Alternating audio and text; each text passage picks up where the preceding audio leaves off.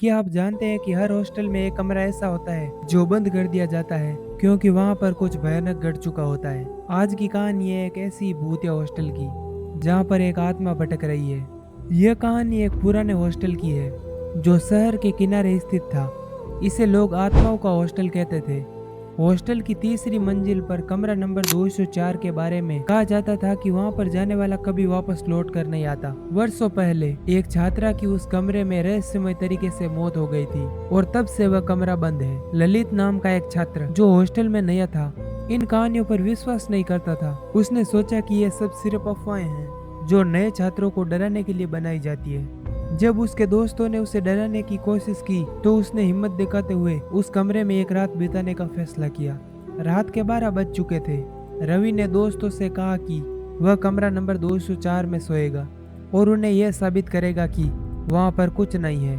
दोस्तों ने उसे रोकने की बहुत कोशिश की लेकिन ललित ने उनकी बातों पर ध्यान नहीं दिया। वह कमरे में गया, दरवाजा बंद किया और बिस्तर पर लेट गया। शुरुआत में सब कुछ सामान्य लग रहा था लेकिन आधी रात के बाद कमरा अचानक ठंडा होने लगा। अचानक खिड़की से एक जोरदार धमाका हुआ।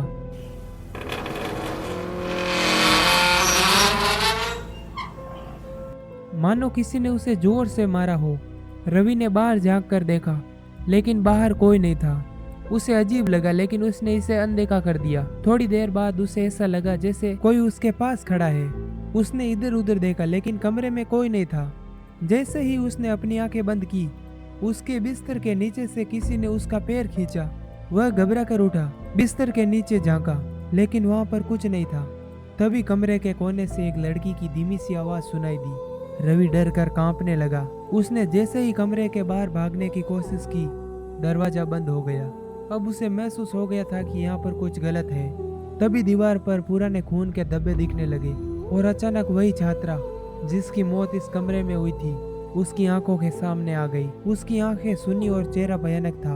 रवि ने दरवाजा तोड़ने की कोशिश की लेकिन दरवाजा खुल ही नहीं रहा था। कमरे की लाइट्स बार बार जल बुझ रही थी और हर बार जब लाइट्स बंद होती वह आत्मा और करीब आ जाती।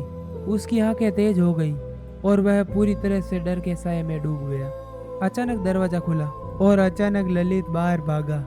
उसने अपने दोस्तों को सब कुछ बताया लेकिन किसी ने उसकी बातों पर यकीन नहीं किया। अगली सुबह ललित को इस हॉस्टल को छोड़कर जाना पड़ा क्योंकि वह इस हादसे के बाद पूरी तरह से टूट चुका था। उसके बाद से ही किसी ने कमरा नंबर 204 में कदम नहीं रखा। कहा जाता है कि आज भी वहां पर आत्मा की चीखें सुनाई देती है और कमरे में जाने वाला सामान्य नहीं रहता।